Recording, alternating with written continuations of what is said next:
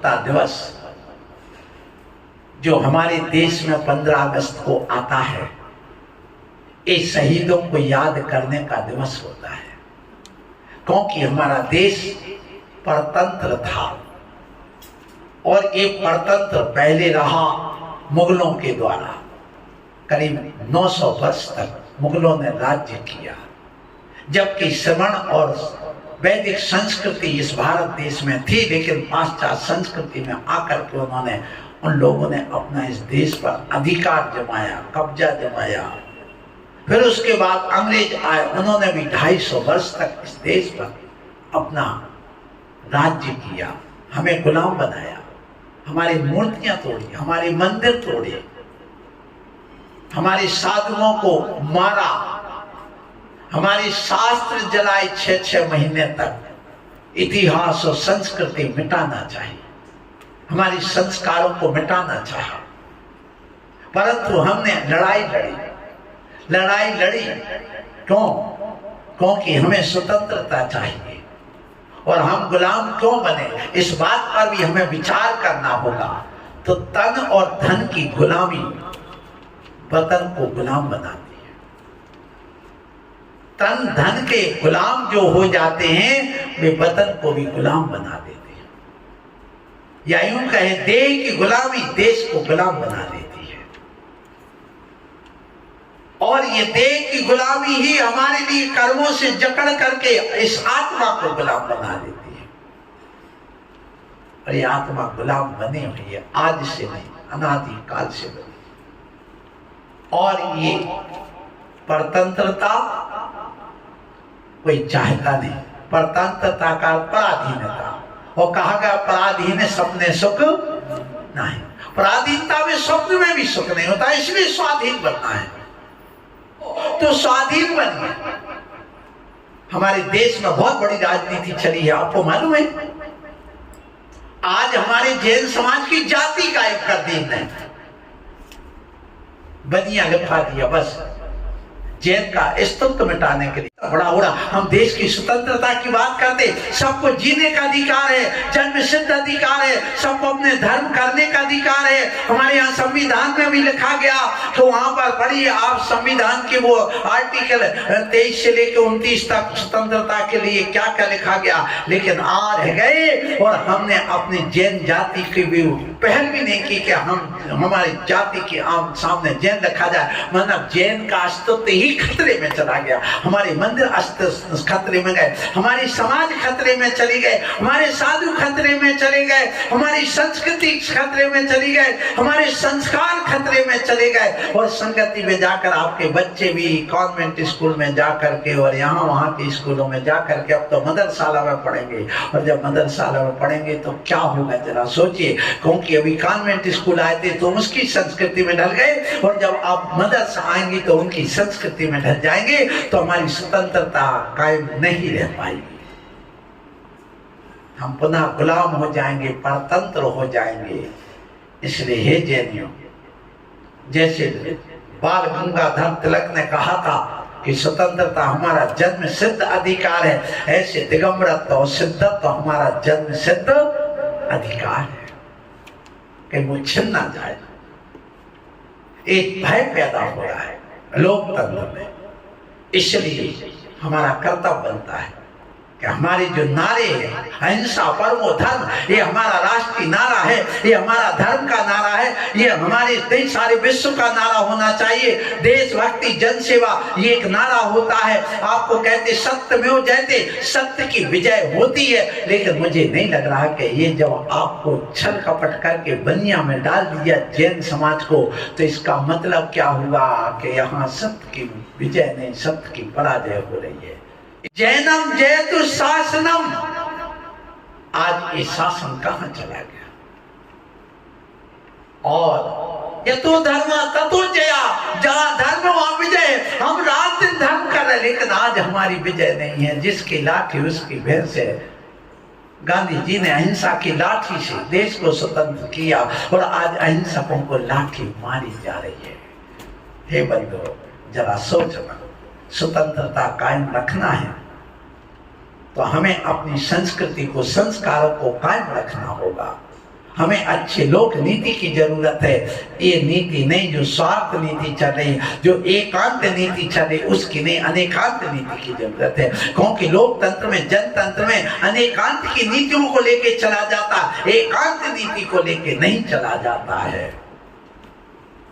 और ये आज नहीं, पहले भी किया गया। और ध्यान रखना, जब जब जैन धर्म पर कुठाराघात किया गया है तब तब यह देश गुलाम हुआ है, ये भी ध्यान रखना हो जाए। यदि अहिंसकों को ही यदि दबाया जाएगा, न्याय किया जाएगा, न्याय पर चलने वाले, नीति पर चलने वाले लोगों को ही अन्याय के रास्ते पर चलाने के लिए प्रेरित किया जाएगा, उनके साथ अन्याय किया जाएगा, तो ध्यान रखना भगवान के द्वार में देर है पर अंधेर नहीं है। इसलिए इस स्वतंत्रता दिवस पर आज मैं कहना चाहूंगा आप लोगों से यही है कि महावीर के सिद्धांतों का गला मत घोंटिए। आप लोग भी थोड़ा सा जागृत होइए। और एक काम है महिलाओं का, मैं कहूंगा पुरुष पैसा कमाने में लगा रहता, पुरुष घर को चलाने में लगा रहता। अरे तुम देश के लिए सामने तो आ सकते हो। आज नारी को सारी संस्कृति, सारे देश, सारे राजनेता आगे आगे ला रहे हो और तुम घर में घुसी हो, रात दिन आप इसमें लगी पैसा कमाने, पैसा कमाने, पैसा कमाने, पैसा कमाने। रे पुण्य कमा लो हे माताओं, आओ तुम सामने आ जाओगे। यदि पूरी भारत देश की नारी सामने आ जाए, हम जैन हैं, हमारे जैन का कालम अलग होना चाहिए इस गणना में। आज वो सारे के सारी गणना में हमारे सारे गायब हो गए। जनगणना में कहीं जैन का नाम नहीं बचा है। कितनी बड़ी कूटनीति चल रही, कितनी बड़ी राजनीति चल रही है। क्या तुम्हारे मन में ये आया कि मैं जैन नहीं कहलाऊंगा? आगे जाके जैन नाम का कोई हमारे संविधान में नाम ही नहीं रह जाएगा। जब नाम नहीं रह जाएगा तो हम जो अल्पसंख्यक है हम किस आधार पर कहेंगे हम अल्पसंख्यक है? बोलिए, जैन समाज को अल्पसंख्यक घोषित किया कि नहीं? किस आधार पर कहोगे? किस आधार पर कहोगे? गर्व से कहो कि हम जैन हैं। किस आधार पर? जब संविधान में जैन ही निकाल दिया गया तो अब बचा क्या? मुर्दे बचे जैनी सब। मत बनो मुर्दे। मैं कहूंगा हम देश की स्वतंत्रता, आजादी का झंडा फहरा रहे, आज हम उनके गुणगान कर रहे, हम भी उनके साथ हैं। हमारे कितने सारे जैनी शहीद हुए, आप उठा करके देखिए, सैकड़ों हमारे जैनी लोग इस देश की स्वतंत्रता में शहीद हुए।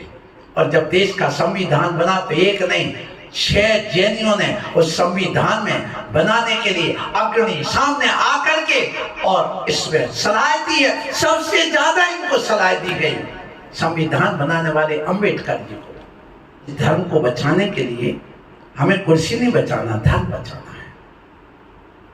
नेता कुर्सी बचाने में लगे, उस कुर्सी बचाने के चक्कर में ये सब नीति लाई जा रही है। ये जो संस्कृति है कुचल दिया जाता है। आपको मालूम हो कि जब यहाँ पर जहां राम जन्मभूमि की बात चल रही है वहां पर ऑर्डर दिया गया,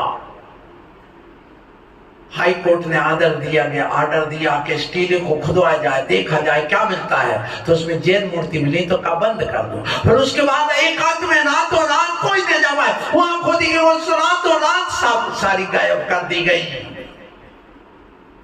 क्यों? क्योंकि वो तो आदिनाथ भगवान का शासन काल था, जहां उनका जन्म हुआ है। उस संस्कृति को मिटाया, वहां मंदिर बनाया, मंदिर बना के मस्जिद बनाई, मस्जिद बना के भर तोड़ा गया। तो मिला क्या वहां पर? वही मिला जो मंजूरी खुदा था। ज्ञान वापी में चले जाओ, स्वस्तिक मिल रहा है। अभी बहुत सारी चीजें मिलेंगी। ज्ञान का अर्थ क्या? केवल ज्ञान। ज्ञान वापी का अर्थ होता है केवल ज्ञान। तो केवल ज्ञान हमारा है। वहां पर सुभाषनाथ भगवान को केवल ज्ञान हुआ है, जहां पर श्रीहंसनाथ भगवान को केवल ज्ञान हुआ है, जहां उनका जन्म हुआ है, जहां चंदा प्रभु का जन्म हुआ है, जहां पर पार्श्वनाथ भगवान का जन्म हुआ है, जहां वहां के कल्याणक बनाए गए। वैसी वह बनारस की नगरी है। आप खोदिए क्या निकलता? दूध का दूध और पानी का पानी होना चाहिए।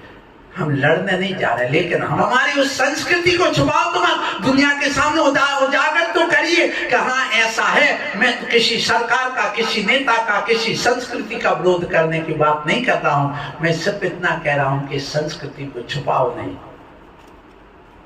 इसको छुपाओ मत, आगे दुनिया के सामने लाओ, क्योंकि अभी तक छुपाया गया है। एक नेता का कर्तव्य क्या बनता है कि जो संस्कृति है उसको बचाए, जो संस्कार है उनको जीवित रखे, जो सत्य है उसको बचा के रखे। और यदि ऐसा नहीं होगा तो आगे जाकर के कुछ नहीं बचने वाला। ये ध्यान रखना, सब समाप्त होगा। और आज आप एक नियम लो कि मैं देश की स्वतंत्रता को कायम रखने के लिए नीतिवान बनूंगा, स्वतंत्रता को कायम रखने के लिए हम आचरणवान बनेंगे, हम ज्ञानवान बनेंगे, हम संस्कारवान बनेंगे, हम देश के नीति के अनुसार ही चल करके और सबको सावधान करके श्रद्धा समर्पण रखेंगे देश के प्रति, हम विवेक रखेंगे, हम अपने स्वाभिमान नहीं खोएंगे और त्याग के नाम पर अपना बलिदान भी दे सकते हैं इस देश की स्वतंत्रता को कायम रखने के लिए। कहीं ऐसा ना हो कि कायम हम कहते कहते और हमारी कायरता आ जाए, और कायरता जहां आ जाती है वहां पर ध्यान रखना, कायरता जिन चेहरों पर श्रृंगार करती है उन पर मक्खी भी बैठने से इनकार करती है, और जो श्रद्धा ज्ञान और मेहनत से पाते हैं सफलता उन पर धरती माँ भी उनका सत्कार करती है। इसलिए कायर नहीं, कर्तव्यनिष्ठ बनो।